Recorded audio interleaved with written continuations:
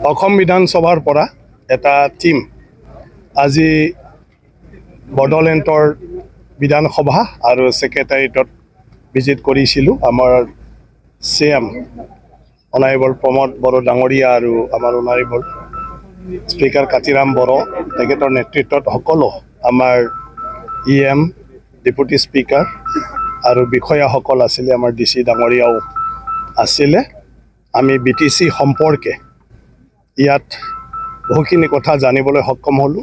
ধুনীয়া প্ৰেজেণ্টেশ্যন আমাৰ চিফ ডাঙৰীয়াই তাতে দাঙি ধৰিলে। BTCৰ যিখিনি আমাৰ প্ৰশাসনিক যি ষ্ট্ৰাকচাৰ আৰু ইয়াৰ লগতে বিভিন্ন যিবোৰ চেণ্ট্ৰেল আৰু ষ্টেটৰ ফ্লেগশ্বিপ প্ৰগ্ৰামৰ পৰা আৰম্ভ কৰি BTCৰ নিজাববীয়া নিজৰ পৰিকল্পনাৰ আধাৰত যিবোৰ আঁচনি লোৱা হৈছে আৰু সেই আঁচনিবোৰ যি ৰূপায়ণ কৰিছে এই বিষয়েও প্ৰেজেণ্টেশ্যনত ধুনীয়াকৈ আমাক দেখুৱালে আৰু অৱগত কৰিলে। আমাৰ বিধায়কসকলৰ বহুত মনৰ কথা আছিলে, কিছুমান কথা জানিবলৈ BTC সম্পৰ্কে এইখিনিও ইণ্টাৰেকশ্যন হৈ গ'ল। ধুনীয়াকৈ এইখিনি কথা মানে জানিবলৈ দিলে। মই ভাবোঁ এই ইণ্টাৰেকশ্যনৰ দ্বাৰা আমাৰ বিধায়কসকলে বহুখিনি কথা মানে জানিব পাৰিছে BTC সম্পৰ্কে আৰু ভৱিষ্যতত এয়া BTC আৰু ৰাজ্য চৰকাৰৰ মাজত বিভিন্ন বিষয়ত মানে কাম কৰাৰ ক্ষেত্ৰত মই ভাবোঁ বহুখিনি সহায়ক হ'ব। অসম বিধানসভা এইবাৰ বাজেট সেশ্যন কোকৰাঝাৰত হ'ব এদিনৰ কাৰণে, আৰু তাৰ কাৰণেও আমি বিধানসভাৰ মানে যি কক্ষ মেইন হল এইটোৰ পৰা আৰম্ভ কৰি আমাৰ স্পিকাৰ্ছৰ ৰুম, আমাৰ গভৰ্ণৰ ডাঙৰীয়া আহিব, তেখেতৰ ৰুম জিৰণি চৰা, তাৰপিছত আপোনাৰ সকলো মন্ত্ৰী আৰু মুখ্যমন্ত্ৰী ডাঙৰীয়াৰ মানে তেখেতৰ ৰুম, সেইবোৰ অলপ আমি চালোঁ। যিখিনি কৰিব পাৰি বুলি আমাক BTC কৰ্তৃপক্ষই চিফ ডাঙৰীয়া আৰু স্পিকাৰ ডাঙৰীয়াই জনাইছে। গতিকে অসম বিধানসভা ইয়াত অনুষ্ঠিত কৰাৰ কাৰণে এই BTCৰ আন্তঃগাঁথনি আমাৰ মানে যি আছে সেয়া চাফিচিয়েণ্ট আমি আজি যিটো দেখিছোঁ। গতিকে তাৰিখটো ফাইনেল হোৱাৰ লগে লগে আমি ইয়াত যিখিনি কাৰিকৰী দিশত আমাৰ কৰিবলগীয়া আছে সেইটো আমাৰ অসম বিধানসভাৰ পৰা টিম আহি ফালে ইয়াতে আমাৰ চিফ ডাঙৰীয়া আৰু স্পিকাৰ ডাঙৰীয়াক আমাৰ ৰিকুৱাৰমেণ্টটো অৱগত কৰিব, আৰু তেতিয়া আমি সেই হিচাপে মানে কৰিলে আমাৰ বিধানসভা ধুনীয়াকৈ হৈ যাব। সেয়া স্মৰণীয় দিন হ'ব যে প্ৰথমবাৰৰ বাবে অসম বিধানসভাৰ সেশ্যন বিধানসভাৰ বাহিৰত আমাৰ BTC এইটোও মানে BTCৰ ছেক্ৰেটাৰিয়েটত বিধানসভাৰ মানে হলতে হ'ব। এয়া এক মানে ঐতিহাসিক এক হিষ্ট্ৰিক, আৰু সেইটো লৈ মই ভাবোঁ মানে BTC বাসীৰ সেইটো এটা গৌৰৱৰ কথা।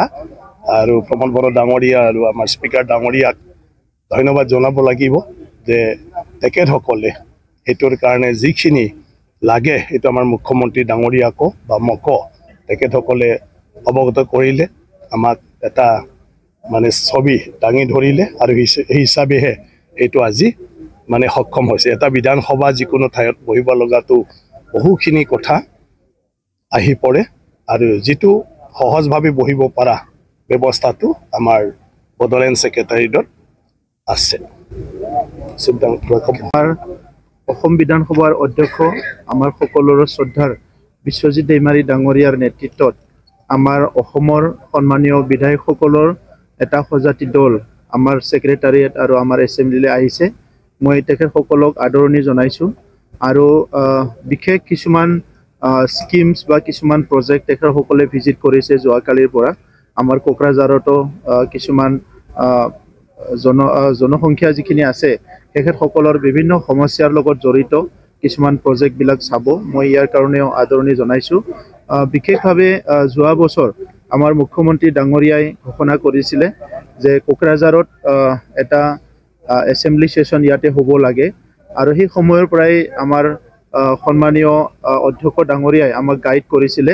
সেই হিচাপে আমাৰ আন্তঃগাঁথনিৰ যিটো প্ৰিপাৰেশ্যন এইটো আমি অলমষ্ট কৰিলোঁ, আৰু ইয়াত হয়তো 10 to 20% অলপ ইফাল সিফাল কৰিব লগা হ'ব, সেইখিনি আমি কৰিবলৈ প্ৰস্তুত আছোঁ।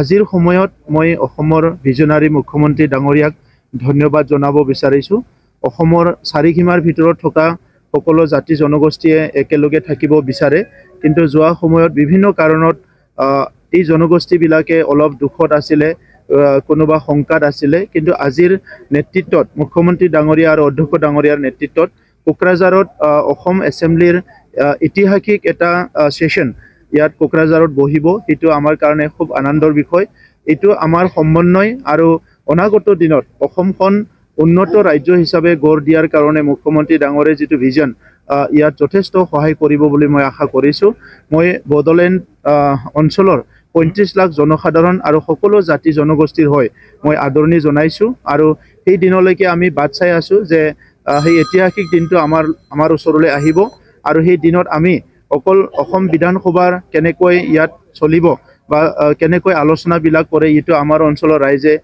দেখাৰ লগতে আমাৰো এটা ভালকৈ এছেম্বলিটো কেনেকৈ চলাব লাগে গভৰ্নেন্স চিষ্টেমটো কেনেকৈ চলাব লাগে ইয়াৰ ক্ষেত্ৰত যথেষ্ট আৰু মাৰ্গদৰ্শন হ'ব মই এইটো আশা কৰিছোঁ মই আপোনালোকক সকলোলৈ ধন্যবাদ জনাইছোঁ আৰু আমাৰ যিটো সজাতি দল তেখেতসকলকো মই আদৰণি জনোৱাৰ লগতে বহুত বহুত ধন্যবাদ জনাইছোঁ